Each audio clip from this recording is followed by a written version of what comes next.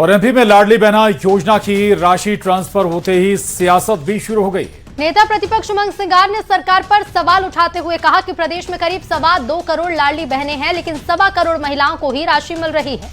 और वहीं कांग्रेस के आरोपों पर बीजेपी ने पलटवार किया है। बीजेपी का कहना है कि योजना लगातार चल रही है और बहनों को इसका लाभ भी मिल रहा है। साथ ही कहा कि राशि बढ़ाई जा रही है और जल्द ही योजना में नए नाम भी जोड़े जाएंगे।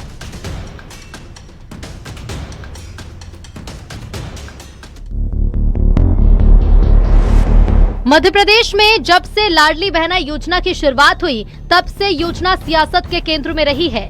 हर बार योजना को लेकर कांग्रेस की ओर से सवाल उठाए जाते रहे हैं। एक बार फिर से अब लाडली बहना योजना के नाम पर सियासत शुरू हो गई। सरकार कह चुकी है अगले 5 साल तक लाडली बहना योजना जारी रहेगी। कैबिनेट की बैठक में ये लाडली बहना चुनाव तो 2028 में है, लेकिन हमने फिर 5 साल आगे तक देने के लिए कल निर्णय किया। जोरदार ताली बजाए ये लाडली बहनाओं के प्रति। सरकार के दावों पर नेता प्रतिपक्ष उमंग सिंगार ने सवाल उठाते हुए कहा कि प्रदेश में करीब 2.25 करोड़ लाडली बहनें हैं, 2.25 करोड़ महिलाओं को राशि मिल रही है। कांग्रेस के आरोपों पर बीजेपी ने पलटवार किया। बीजेपी ने कहा कि योजना लगातार चल रही है, बहनों को इसका लाभ मिल रहा है। सरकार लाडली बहना योजना की राशि भी बढ़ा रही है। लाडली बहना जो प्रदेश के अंदर 2.25 करोड़ बहना है, तो 2.25 करोड़ बहनाओं को क्यों? सवाल है कि अगर लाडली बहना है कि आधी बहनें आपकी प्रदेश के अंदर लाडली बहना नहीं है। मैं भारतीय जनता पार्टी और मुख्यमंत्री से पूछना चाहता हूं, आधी बहनें ही प्रदेश के अंदर लाडली बहना क्यों?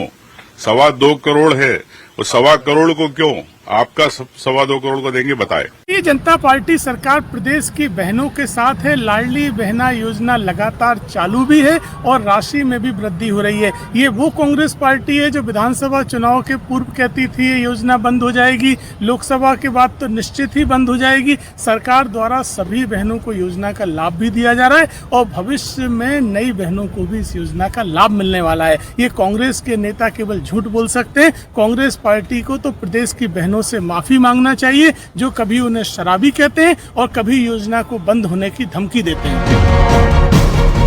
प्रदेश में साल 2023 के विधानसभा चुनाव से ठीक पहले लाडली बहना योजना शुरू की गई। तब से योजना विपक्ष के निशाने पर है। कई बार योजना के बंद होने के दावे तक किए गए, लेकिन सरकार ने कांग्रेस के हर दावे और आरोप को निराधार बताया। अब एक बार फिर से सियासत के सेंटर में लाडली बहना योजना है। बहनों के नाम पर एमपी में लगातार सियासत हो रही है। Bureau report, news 18। और कांग्रेस वर्किंग कमेटी यानी CWC की बैठक में कांग्रेस ने वंदे मातरम को लेकर अपना रुख साफ कर दिया है। कांग्रेस का ये कहना है कि पार्टी 1937 में लिए गए फैसले का पालन करेगी और अपने कार्यक्रमों में वंदे मातरम के सिर्फ 2 अंतरे ही गाएगी। वहीं पूरा वंदे मातरम ना गाने के मुद्दे पर बीजेपी कांग्रेस का पर हमलावर है। केंद्रीय गृह मंत्री अमित शाह ने कहा कि 1937 में कांग्रेस पार्टी ने मुस्लिम तुष्टीकरण के लिए वंदे मातरम के 2 टुकड़े करके देश के विभाजन की नींव डाली।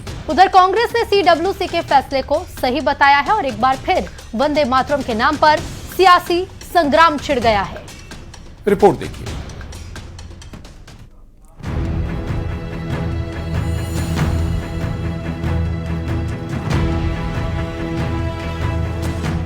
वंदे मातरम को लेकर मचा हंगामा फिर से सियासी रूप ले रहा है। पहले दिल्ली स्थित कांग्रेस मुख्यालय में वंदे मातरम के अपमान का आरोप, फिर गोवा कांग्रेस दफ्तर में भी वंदे मातरम को लेकर बीजेपी ने सवाल उठाए।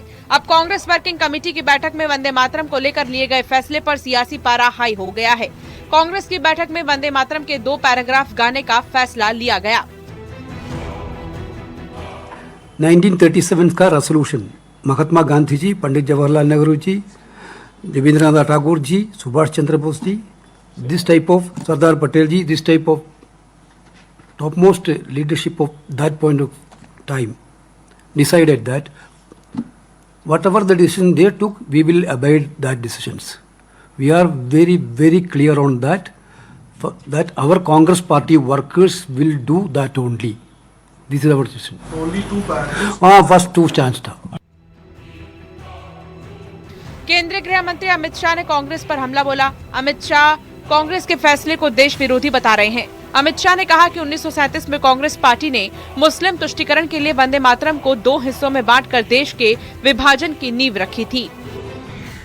कांग्रेस पार्टी की कार्य समिति ने एक आश्चर्यजनक और देश विरोधी फैसला।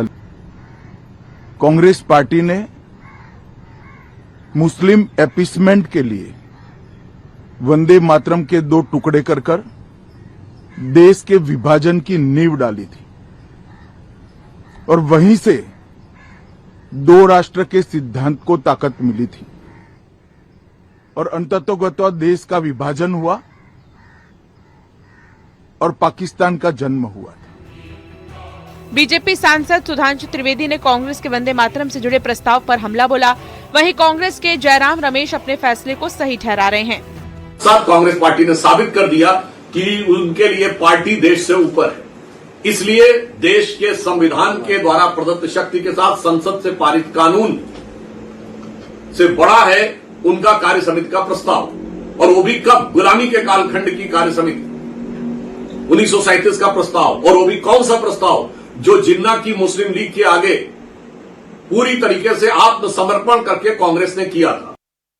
1937 जो अक्टूबर 28 का रेजोल्यूशन है, 24 जनवरी 1950 संविधान सभा के आखिरी बैठक में संविधान सभा के तत्कालीन अध्यक्ष जो हमारे रिपब्लिक के पहले राष्ट्रपति बने डॉक्टर राजेंद्र प्रसाद ने उसी को दोहराया कि नेशनल एंथम जन गण मन होगा और नेशनल सॉन्ग वंदे मातरम होगा। वंदे मातरम के मुद्दे पर कांग्रेस और बीजेपी आमने सामने हैं और दोनों ओर से वार पलटवार चल रहा है। Bureau report, news 18।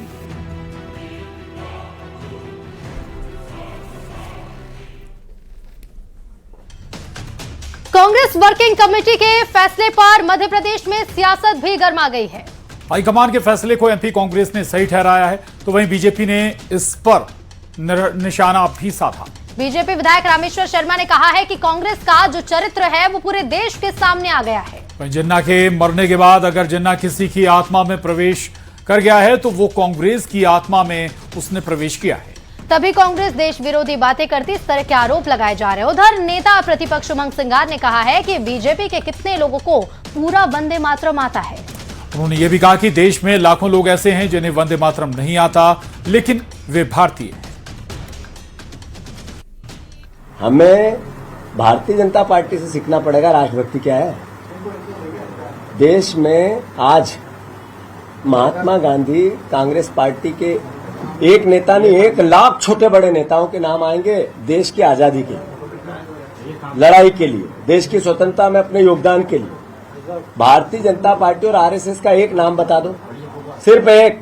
कांग्रेस हर हमेशा ये भूल करती जा रही है कि वो राष्ट्रगान से लड़ती है, वो राष्ट्रगीत से लड़ती है, वो हिंदुओं से लड़ती है, वो सनातन से लड़ती है। और कुल मिलाकर कांग्रेस का जो चरित्र है पूरे देश के अंदर ये निकल कर आ गया कि जिन्ना के मरने के बाद अगर जिन्ना किसी की आत्मा में प्रवेश किया है तो वो कांग्रेस की आत्मा में प्रवेश किया है। और कांग्रेस जो हरकतें देश विभाजन के समय जिन्ना ने की थी वही हरकतें आज की तारीख में राहुल गांधी जी कर रहे हैं, माननीय खड़गे जी कर रहे हैं, माननीय सोनिया गांधी जी कर रही है। लेकिन मैं समझता हूँ कि देश में से हजारों लाखों लोग हैं जिनको वंदे मातरम नहीं आता, लेकिन वो देश के भारतीय है, हिंदुस्तानी है।